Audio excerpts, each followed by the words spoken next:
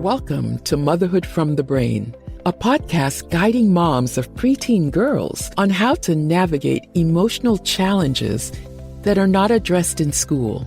We share real stories, expert advice, and brain-based methods for handling tough moments.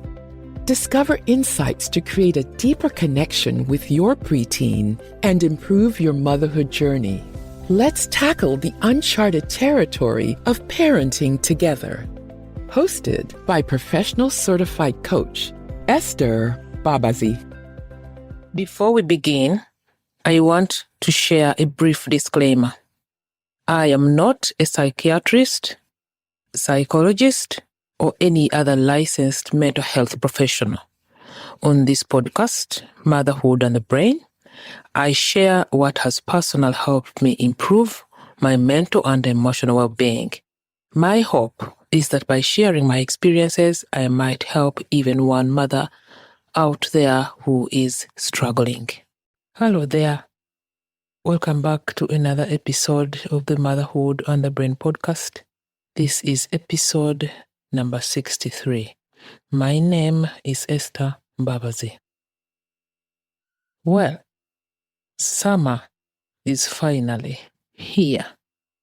After the whole rainy month of May, it seems like we have started June on a good note. Even though we know that the weather is a neutral circumstance, it does not affect our inner being, but well, it does in my case. I have to work around managing my mind when it comes to the weather. Sometimes I think the weather has a lot to do with my inner state, which of course it doesn't. But well, yeah, that's it. So let's get started on today's episode. How is the weather where you live? How are you feeling? Are you also like me? You feel better when the sun is out? How are you feeling in your body? How is like your chest? Do you have a knot? Do you have flushing in your face? Are you flushed? Are you red? Do you have a knot in your stomach? Do you feel like your throat is closing up? These sensations indicate how we feel in a given moment. Okay, let's begin today's episode. Do you ever find yourself thinking, why did I react like that? Maybe it was a snappy comment, a silent shutdown, or pushing through when you are already at your limit. And afterwards, you replay it in your head, wishing you could undo or explain it away. The truth is, most of us don't even realize what's actually driving those moments. We think it's the mess, the noise, the never-ending to-do lists, our boss, our spouse, our kids. But underneath all that, there is something quieter, something that is more powerful. Until we see it, we stay stuck in patterns we didn't choose, but feel powerless to change. Today, I want to show you a different way to understand what's happening deep down inside you. One that creates a real power, real clarity, and real choice. Here's the truth. The moms I work with are surprised when I tell them that the reason we yell, snap, or lose it at our kids, at our spouse, at our colleagues is not because of what our kids are doing. It's not because what our spouse said. It's not because what our boss did or did not do. It's not because homework arguments are exhausting. The reason that we lose it is because of what we are thinking in those moments. When you break it down, every result we have in our motherhood journey or motherhood experience, from the moments we are calm to the moments we are not calm, all these can be traced back to our thoughts. Because here is how it works. What you think creates a certain feeling in your body, and that feeling drives what you do or you don't do, and what you do creates a result in your life. So, for example, if your result is yelling at bedtime, it's not because of your child arguing about extended screen time or their refusal to hand over their phone. It's a thought that flashed through your mind. For example, something like, they don't respect me, I don't have my kids under control. Many of these thoughts are on autopilot. 90%, okay, I don't have the real data here, but around 90% of our thoughts are running in the background like mental autopilot. And a lot of our thoughts were wired into us a long time ago, from our childhoods, from our parents, from the environment we grew up in, environments that dictated how a good mom is supposed to be. That is why change can feel so hard, because you are running on programming you did not consciously choose. Let me repeat that. Change can feel so hard because you are running on programming you did not consciously choose. But the good news is that programming is not permanent. When you learn how to pause and notice what you're thinking, especially in the middle of challenging moments, you open the door to choosing something new. I call this the inner pause in my program. When I work with moms, I teach them how to build the inner pause, that moment between what is happening and their reaction. The moment between what is happening, what your child is doing or not doing, and your reaction. There is a very small moment in there, and that is what I call the inner pause. Inside that pause, you notice what you're thinking, and you see how it's fueling the frustration, guilt, shame, anger, rage, everything. Then you decide what you want your response to be. You choose a thought that supports that response. Let me give an example. Your child is arguing about homework, and before you say anything to them, you take a break, a small mini micro break, and you see what you are thinking. You look at what you're thinking. It can be, he is going to fail. He will not thrive in the world. He doesn't want to study, whatever things that come up. They usually come up for me too.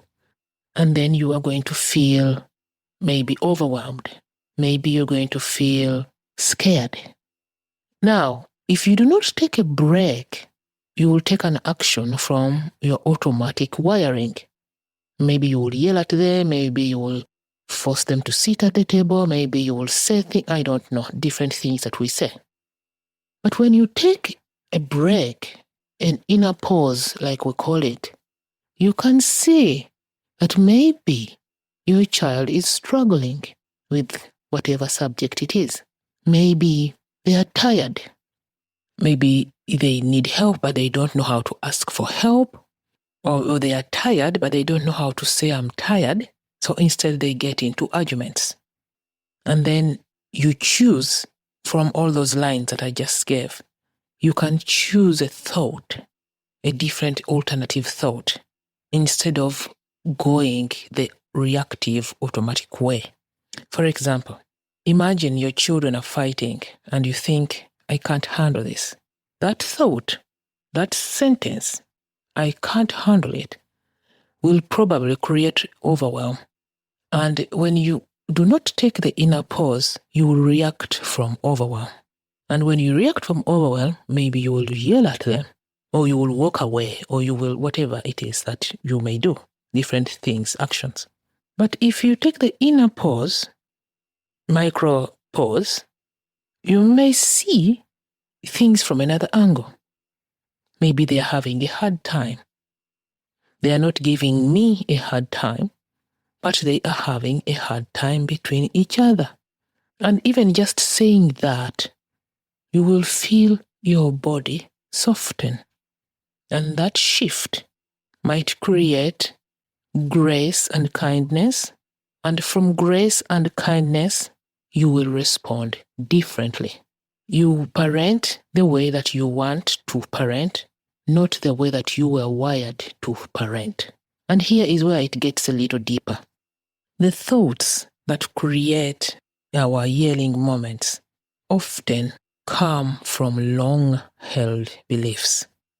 Beliefs are thoughts that we have been thinking for a long time and they just stuck now. We don't even know they are thoughts.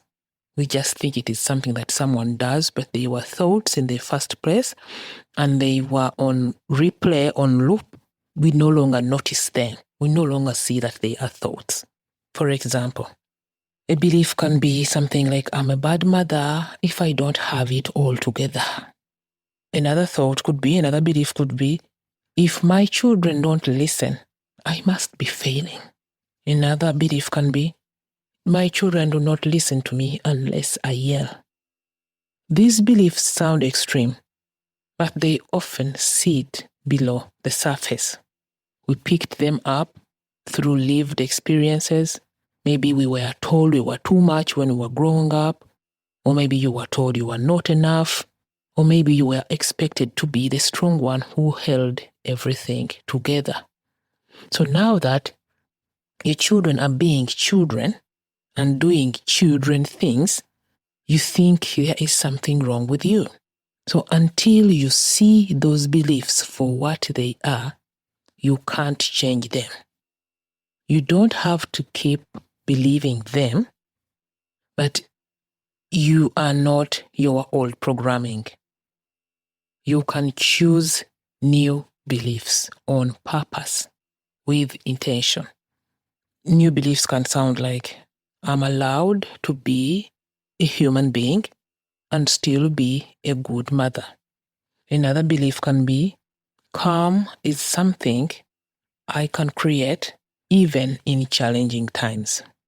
Another new belief that you can create can be, I don't need to yell to be heard.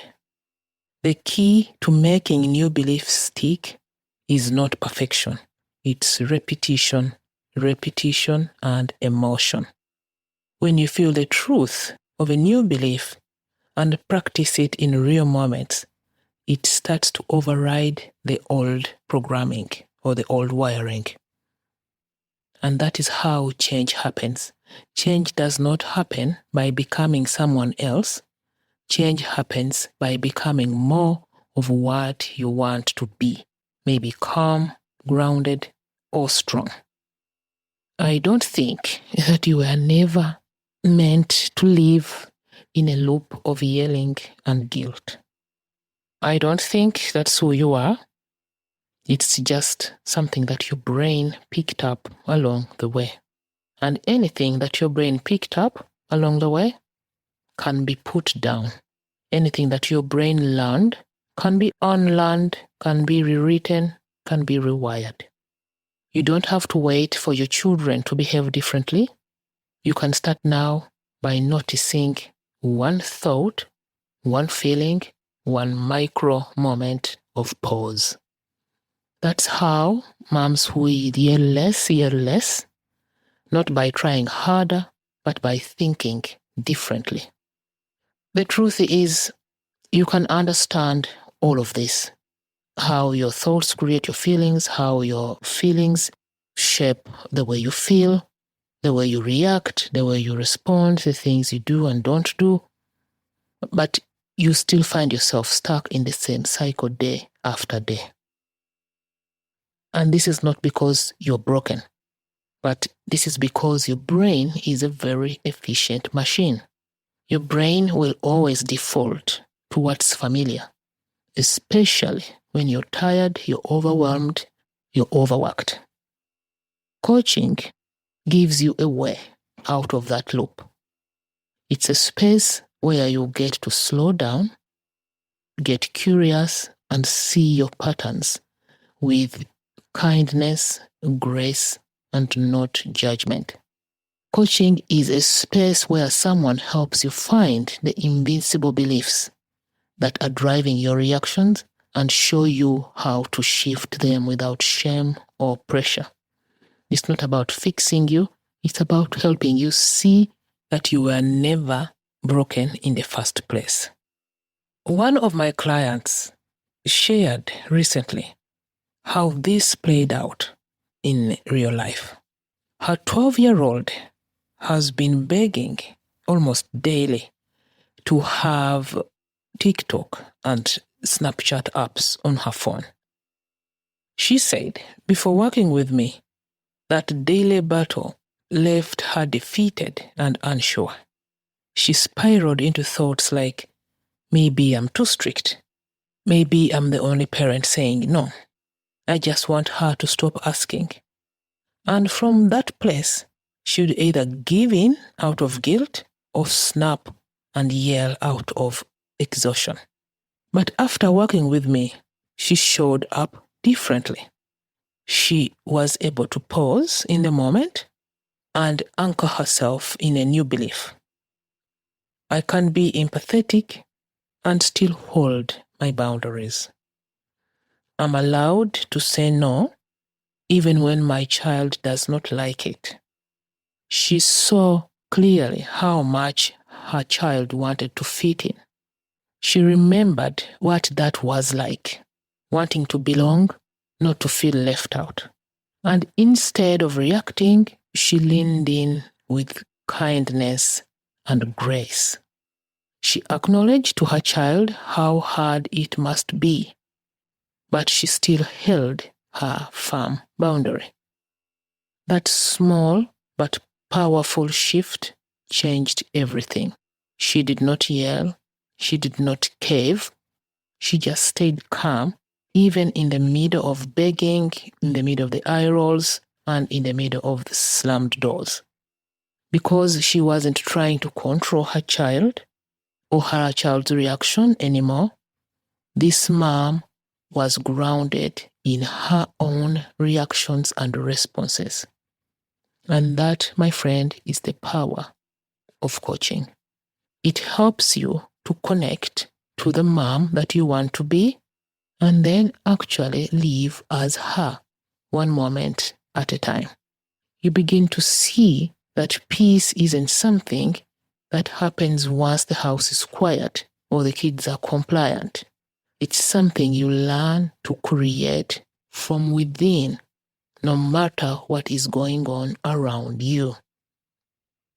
So if you've ever wondered, is it really possible for me to stay calm when everything is falling apart? Yes, my friend, it is. And coaching is how you make that shift possible and permanent. So if you'd like to work with me, go to www.masteryourownwellbeing.com/coaching. I do these calls myself. See you there. Thank you so much for listening today.